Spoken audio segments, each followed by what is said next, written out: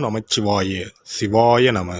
அனைத்து தமிழ் உள்ளங்களுக்கும் கனிவான வணக்கங்கள். நிகழும் மங்களகரமான விசுவாசு ஆண்டு பங்குனி மாதம் 18ஆம் நாள் புதன்கிழமை அன்று சதுர்தசி திதியில் உத்திரம் நட்சத்திரத்தில் விருத்தி நாமயோகத்தில் வணிசை கரணத்தில் அமிர்தயோகம் கூடிய நன்னாளில் இந்த மகத்தான ஏப்ரல் மாதம் பிறக்கிறது. 2026ஆம் ஆண்டின் 4வது மாதமான ஏப்ரல் மாதம் மிகவும் முக்கியத்துவம் வாய்ந்த மாதமாகும். இந்த மாதம் பல கிரக பெயர்ச்சிகள், சேர்க்கைகள், நட்சத்திர மாற்றங்கள் நிகழ இருக்கிறது. ஏப்ரல் மாதத்தின் முதல் வாரத்தில் செவ்வாய் பகவான் மீனராசிக்கு பெயர்ச்சியாகிறார். சூரியன், செவ்வாய் மற்றும் சனி ஆகிய கிரகங்கள் இணைந்து மங்களாதித்ய யோகம், திரிகிரக யோகம் உள்ளிட்ட யோகங்கள் உருவாக இருக்கிறது.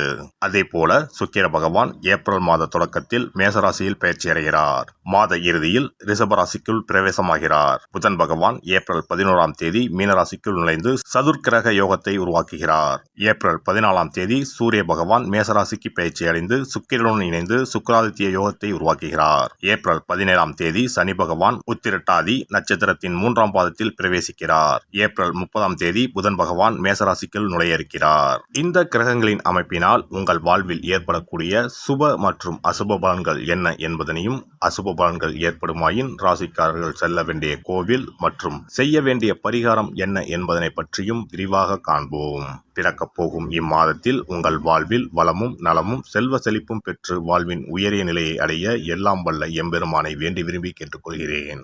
தனுசு ராசி அன்பர்களே, இந்த மாதம் பணப்புழக்கம் கணிசமாக அதிகரிக்கும். உறவினர்கள் வருகையால் வீட்டில் மகிழ்ச்சியான சூழ்நிலை ஏற்படும். முன்னேற்றத்திற்கான வழிவகைகள் பிறக்கும். புதிய ஆடை ஆபரணங்கள் வாங்கும் யோகம் உண்டாகும். பிரிந்திருந்த கணவன் மனைவி ஒன்று சேர்வீர்கள். சிலருக்கு குழந்தை பாக்கியம் கிடைக்கும். மாத பிற்பகுதியில் சிலருக்கு தாய் வழி உறவினர்கள் வழியில் சில சங்கடங்கள் ஏற்படக்கூடும். நவீன ரக மின்சார மின்னணு சாதனங்கள் வாங்குவீர்கள். பிள்ளைகள் வழியில் பெருமைப்படத்தக்க செய்திகள் கிடைக்கும். திருமண முயற்சிகள் சாதகமாக முடியும். மகளுக்கு நல்ல இடத்தில் வரன் அமையும். ஆனால் குடும்பத்தில் அவ்வப்போது சிறு சிறு சங்கடங்கள் ஏற்படக்கூடும். மாத பிற்பகுதியில் உறவினர்களால் குடும்பத்தில் பிரச்சனைகள் ஏற்படக்கூடும் என்பதால் பொறுமையை கடைபிடிக்கவும். குடும்ப விஷயங்களில் அவர்களின் தலையீட்டை அனுமதிக்க வேண்டாம். தந்தையின் உடல் ஆரோக்கியத்தில் கவனம் தேவை. அவருடன் மனஸ்தாபம் ஏற்படக்கூடும் என்பதால் பொறுமையை கடைபிடிக்கவும். அலுவலகத்தில் வேலை சுமை அதிகரிக்கும். சிலருக்கு பதவி மாற்றமும் இடமாற்றமும் ஏற்படக்கூடும். அலுவலகத்தில் உயர் அதிகாரிகளிடம் பேசும்போது பொறுமையை கடைபிடிக்கவும். சக ஊழியர்களிடமும் போதுமான ஒத்துழைப்பை எதிர்பார்க்க முடியாது. மாத பிற்பகுதியில் ஓரளவு அனுகூலமான பலன்களை எதிர்பார்க்கலாம். தொழில் மற்றும் வியாபாரத்தில் மாத முற்பகுதி ஆதாயம் தருவதாக இருக்கும். பிற்பகுதியில் எதிர்பார்த்ததை விட லாபம் குறைவாகவே கிடைக்கும். மறைமுக எதிரிகளால் பிரச்சனைகள் ஏற்படக்கூடும். வியாபாரத்தில் புதிய முயற்சிகள் எதுவும் வேண்டாம். பங்குதாரர்களிடம் அனுசரணையாக நடந்து கொள்வது நல்லது.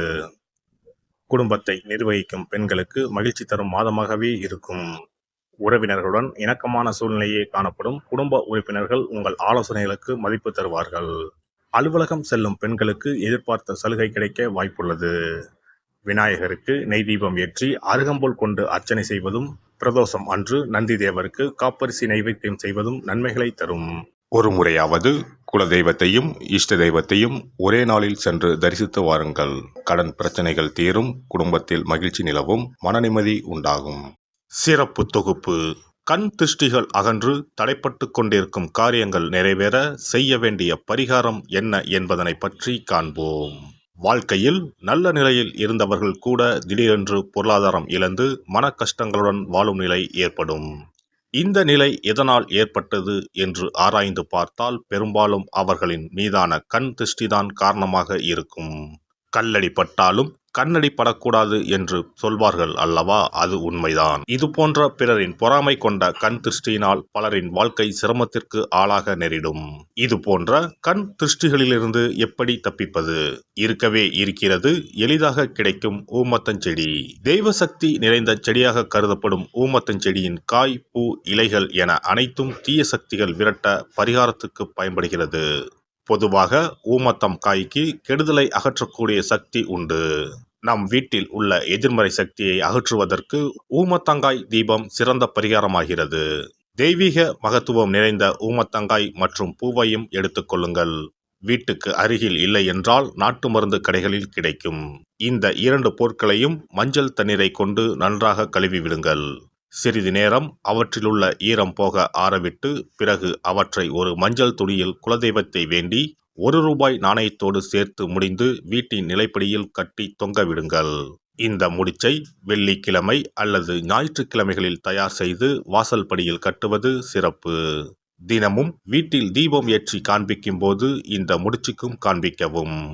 இதேபோல் ஊமத்தம் இலைகள் கிடைத்தால் அந்த இலைகளை சுத்தமான மஞ்சள் தண்ணீரில் கழுவிவிட்டு அவற்றை கொண்டு வீட்டில் இருக்கும் விநாயகருக்கு திங்கள் கிழமைகளில் தொடர்ந்து அர்ச்சனை செய்து வர வேண்டும். ஊமத்தம் பூவையும் விநாயகருக்கு சூட்டலாம். 3 வாரங்கள் தொடர்ந்து திங்கள் கிழமைகளில் விநாயகருக்கு ஊமத்தை இலையால் அர்ச்சனை செய்து ஊமத்தம் பூவை சூட்டி வழிபட்டால் வீட்டில் உள்ள கெட்ட சக்தி நடமாட்டம் மற்றும் கண் திருஷ்டிகள் தீரும். ஊமத்தம் செடியும் சிவபெருமானுக்கு உகந்த இலை ஆகும். இந்த ஊமத்தங்காய் வைத்து சிவபெருமானுக்கு தீபம் ஏற்றி வழிபடுவதன் மூலம் நமது பிரச்சனைகளில் இருந்து எளிதாக விடுபட முடியும். முதலில் 2 ஊமத்தங்காய்களை எடுத்துக்கொள்ள வேண்டும். அவற்றின் மீது முட்கள் இருப்பதால் மிகவும் கவனமாக கையாள வேண்டும். ஊமத்தங்காயின் காம்பு பகுதிகளை வெட்டி கொண்டு கத்தியை பயன்படுத்தி ஊமத்தங்காயின் உள்ளே இருக்கும் விதை பகுதியை முழுவதுமாக நீக்கிவிட வேண்டும். பின்னர் 2 அகல் விளக்குகள் மற்றும் விளக்கு வைப்பதற்கான 2 தட்டுகளை எடுத்து சுத்தம் செய்து அவற்றிற்கு மஞ்சள் குங்குமம் போட்டு வைத்துக் கொள்ள வேண்டும். பின்னர் 2 தட்டின் மீதும் ஒவ்வொரு அகல் விளக்கை வைத்துக் கொள்ள வேண்டும். அதன் பிறகு எப்போதும் பூஜை செய்வதற்கு வைப்பது போன்ற வெத்தலைப்பாக்கு, பழம் போன்றவற்றை வைத்துவிட்டு 2 விளக்குகளையும் ஏற்றி சிவபெருமானை மனதார வேண்டிக் கொள்ள வேண்டும்.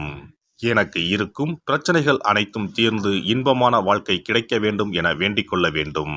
இந்த பூஜையை வெள்ளிக்கிழமை அன்று தொடங்கினால் தொடர்ந்து 9 வெள்ளிக்கிழமைகள் செய்ய வேண்டும். ஊமத்தங்காயின் மீது எவ்வாறு முட்கள் இருக்கிறதோ அதுபோல நமது வாழ்க்கையில் இருக்கும் முட்கள் போன்ற பிரச்சனைகளை அவை தீர்த்து வைக்கின்றன. இந்த பூஜையை நாம் தொடர்ந்து செய்து வருவதால் நம் மீது இருக்கும் கண் திருஷ்டிகள் அகன்றுவிடும். தீராத துயரங்கள் தீர்ந்துவிடும். பணம் நகை நம்மிடம் பெருகி வரும். சிலருக்கு கையில் சுத்தமாக பணம் இருக்காது. வறுமை தாண்டவமாடும். கடன் தொல்லையால் கஷ்டப்படுவார்கள். பண பிரச்சனையில் சிக்கி கொண்டிருப்பவர்கள் இந்த தீபத்தை ஏற்றினால் 3 வாரங்களில் நல்ல பலனை பெற முடியும். தொழிலில் நல்ல முன்னேற்றம் இருக்கும். கடன் பிரச்சனைகள் தீரும். உறவினர்களிடையே பகைமை இருந்தால் அவையும் மறைந்துவிடும். நோய்வாய் உள்ளவர்கள் இந்த தீபத்தை ஏற்றுவதன் மூலம் நல்ல பலனை பெற முடியும். பொதுவாகவே எந்த பரிகாரம் என்றாலும் அதை முழு நம்பிக்கையுடன் செய்தால் மட்டுமே முழு பலன் கிடைக்கும் என்பதை நினைவில் கொள்ளுங்கள். எல்லாம் வல்ல இறையருளால் நீங்களும் உங்கள் அன்பு குடும்பமும் உடல் நலம், நீலாயுள், நிறை செல்வம், உயர் புகழ், மெய்ஞானம் ஓங்கி வாழ்க வளமுடன். இந்த வீடியோ பதிவு உங்களுக்கு பிடித்திருந்தால் லைக் பண்ணுங்க, கமெண்ட் பண்ணுங்க, ஷேர் பண்ணுங்க. மறக்காம சப்ஸ்கிரைப் பண்ணுங்க. பக்கத்துல இருக்கிற பெல் பட்டனை கிளிக் பண்ணுங்க. நன்றி, வணக்கம். ஓம் நமச்சிவாய. சிவாய